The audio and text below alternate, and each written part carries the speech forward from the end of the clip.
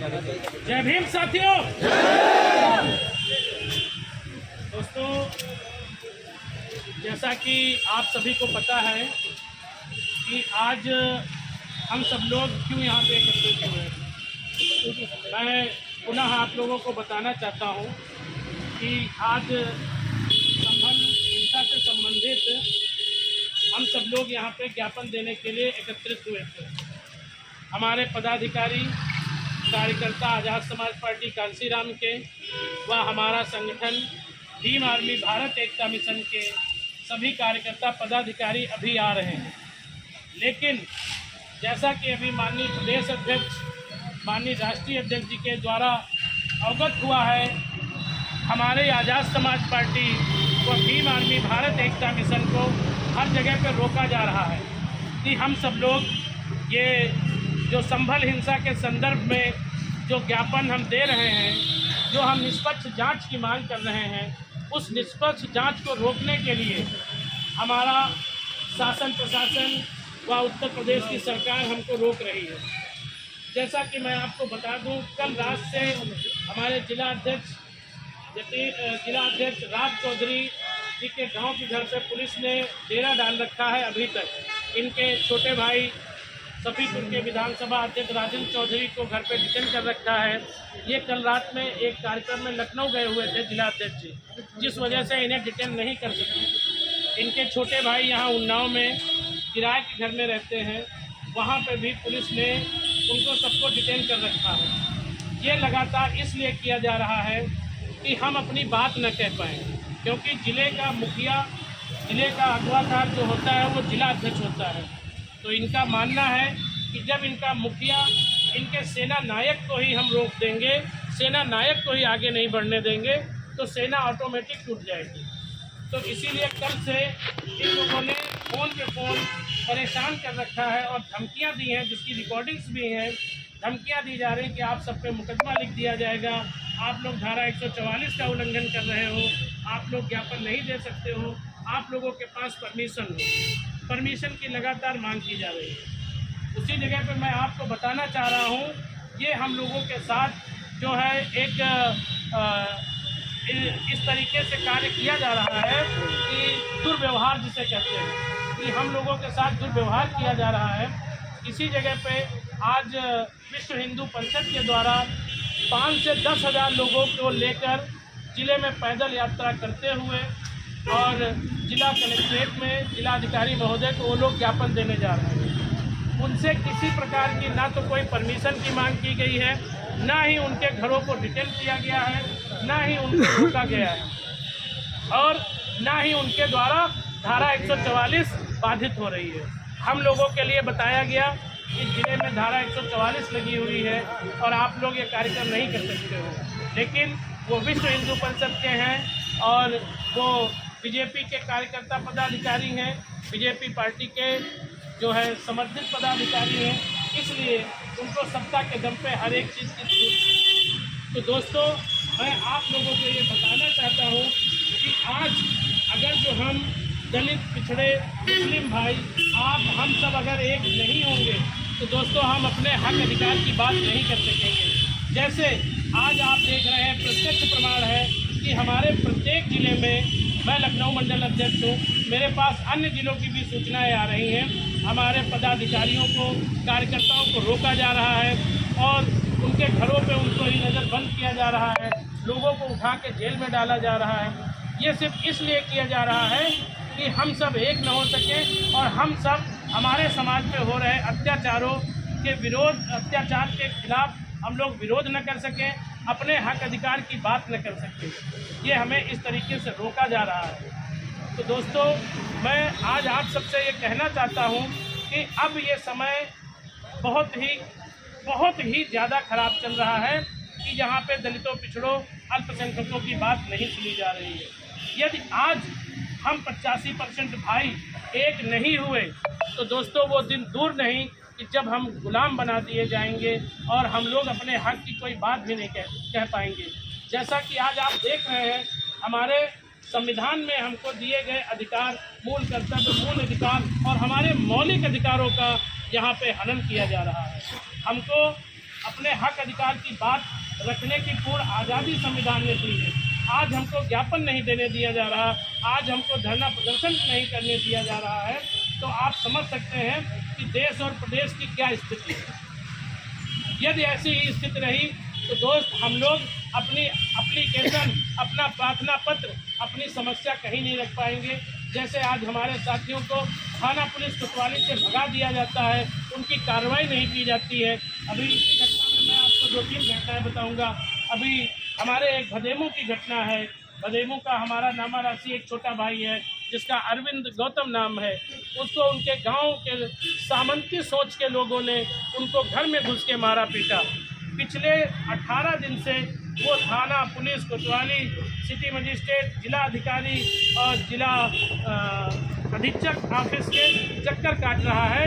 उनका मुकदमा पंजीकृत नहीं किया जा रहा है और उनको भगाया जा रहा है। साथ ही साथ में ज़िले में अन्य और भी बहुत सारी घटनाएं हैं। काफ़ी लोग यहाँ पे आए हुए हैं। एक औराई की घटना है, वहाँ पे THR प्लांट है जहाँ पे गलत पुष्टाहार मानक विहीन सामग्रियों से बनाया जा रहा है और दलित समाज, बहुजन समाज के दबे कुचले गरीब माताओं बहनों को ही वो पुष्टाहार दिया जाता है। और उस पर हम लोगों ने जांच की मांग की, निष्पक्ष जांच की मांग की। आज तक उस जांच में कुछ नहीं हो सका है और उन लोगों के खिलाफ इस सरकार ने कोई एक्शन नहीं लिया है। तो यहाँ साफ साफ दिखाई पड़ रहा है कि इस प्रदेश में जातिवादी मानसिकता सर करके बोल रही है और यहाँ पे सामंतवादी सोच और मनवादी सोच दिन पे दिन लोगों पे हावी होती जा रही है। तो दोस्तों, मैं आज इस छोटी सी सभा के माध्यम से कहना चाहता हूँ, यदि आप लोग अपने मान सम्मान, स्वाभिमान के लिए अगर आप हफ्ते में 1 दिन का समय निकाल के अपने बहुजन समाज को अगर जागरूक आप नहीं करेंगे, आप सभी लोग एकत्रित नहीं होंगे, तो दोस्तों वो दिन दूर नहीं कि आप जो पूर्व की भांति गुलाम बना दिए जाएंगे और हम अपने हक अधिकार की बात ही नहीं कह पाएंगे। जब हम अपने हक अधिकार की बात ही नहीं कह पाएंगे तो जाहिर सी बात हम गुलाम की बात दिए। या तो हम उनकी गुलामी स्वीकार कर लें या फिर वो हमसे गांव से, नगर से मार के भगा देंगे। अब आप लोग सोच रहे होंगे गांव से, नगर से मार के कैसे भगा देंगे। लोगों के गांव में घटनाएं होती हैं, नौजवान बेटे बेचारे गांव में घटना होते हुए देख के कि लोग हमें फंसा रहे हैं, तो उनके माँ बाप उनको कमाने के लिए बाहर भेज देते हैं कि दिल्ली चले जाओ, मुंबई चले जाओ, गुजरात चले जाओ। तो वो गाँव से बाहर भगाना ही तो हुआ। कहते बेटा यहाँ पे मत रहो, यहाँ लड़ाई झगड़ा है, ये लोग जीने नहीं देंगे। बहुत से लोग तो उन गाँव में अपने ज़मीन जायदाद घर बेच के दूसरी जगह पलायन कर रहे हैं, दूसरी जगह वो लोग रह रहे हैं। तो ये आज क्यों है? क्योंकि हम आप में एकता नहीं है। अरे हम आप 85% है और देखिए यहाँ पे 100 लोगों से ज़्यादा लोग नहीं इकट्ठे हो सके हैं। और अभी आप लोगों को मैं प्रत्यक्ष प्रमाण देना चाहता हूँ, जाके देख के आइए रामलीला ग्राउंड आज ही उन्नाव में उन 15% लोगों ने जो देश के राजा और शासक बने बैठे हैं, उन 15% लोगों ने देखिए जाके 10,000 की भीड़ वहाँ पे इकट्ठा कर रखी है। क्योंकि उन लोगों का समझाने का तरीका है और वो अपने मिशन मूवमेंट में लगातार लगे रहते हैं, क्योंकि उनको इस देश पे राज करना है और वो इस देश पे राज करते हुए चले आ रहे हैं। वो इसीलिए अपने मकसद में लगे हैं कि हम लोगों को बेवकूफ़ बनाकर हम पे राज करना चाह रहे हैं। इसीलिए आज भी बेवकूफ़ बनाकर हम लोगों को वहाँ पर इकट्ठा कर रहे हैं। कभी हमें धर्म के नाम पे एकत्रित करते हैं, कभी हमें जाति के नाम पे एकत्रित करते हैं और हम लोगों को जाति के नाम पे अलग अलग तोड़ने का काम करते हैं। हम लोगों को पासी को चमार से लड़ा देते हैं, धोबी को धानुक को लड़ा देते हैं, आहिर को लोच से लड़ा देते हैं। इसी तरीके से हमारे इस बहुजन समाज के लोगों को ये आए दिन अभी तक लड़ाते चले आ रहे हैं, जिससे कि हम एकत्रित न हो सकें, हम बहुसंख्यक न हो सकें। तो दोस्तों, मेरा आप सभी से आह्वान है कि आज देश में अगर दलितों, पिछड़ों, अल्पसंख्यकों के हक अधिकार की अगर कोई बात उठा रहा है तो हमारे राष्ट्रीय अध्यक्ष एडवोकेट चंद्रशेखर आज़ाद जी उठा रहे हैं।